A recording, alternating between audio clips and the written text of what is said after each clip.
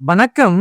உலக புகழ்பெற்ற ரயில் பெட்டி உற்பத்தி நிறுவனமான சென்னை பெரம்பூர் ஐசிஎஃப்பில் அதிநவீன வந்தே பாரத் ரயில்கள் தயாரிக்கப்பட்டு வருகின்றன. கடந்த 2019ஆம் ஆண்டு இருக்கை வசதி கொண்ட சேர்கார் வந்தே பாரத் ரயில் மிகுந்த எதிர்பார்ப்புக்கு மத்தியில் அறிமுகம் செய்யப்பட்டது. முதல் வந்தே பாரத் ரயில் புதுடெல்லி வாரணாசி இடையே பயணத்தை தொடங்கியது. தமிழகத்திலும் 8 வந்தே பாரத் ரயில்கள் வெற்றிகரமாக இயங்கிக் கொண்டிருக்கின்றன. ஐசிஎஃப்பில் இதுவரை இருக்கை வசதி கொண்ட 88 வந்தே பாரத் ரயில்கள் தயாரிக்கப்பட்டுள்ளன. மீதமுள்ள 9 ரயில்கள் தயாரிக்கப்பட்டதும் சேர்கார் வந்தே பாரத் ரயில்களின் உற்பத்தி நிறுத்தப்பட இருக்கின்றது.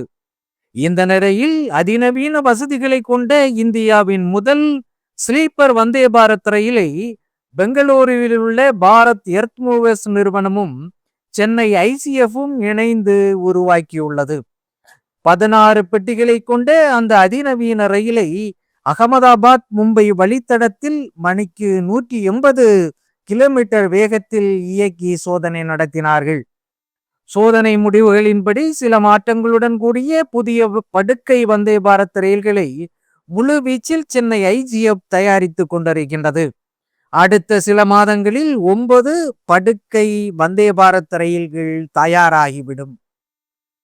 கண்கவர் வண்ணத்துடன் பளபளப்பாக காட்சியெடுக்கும் ஸ்லீப்பர் வந்தே பாரத் ரயில் முழுவதும் குளிர்சாதன வசதி செய்யப்பட்டிருக்கின்றது. 3ஆம் வகுப்பு ஏசி பெட்டிகள் 11ம், 2ஆம் வகுப்பு ஏசி பெட்டிகள் 4ம், முதல் வைப்பு ஏசி பெட்டி 1ம் இதில் இணைக்கப்பட்டுள்ளது. இந்த ரயிலில் ஒரே நேரத்தில் 1128 பயணிகள் தூங்கிக் கொண்டே பயணிக்கலாம்.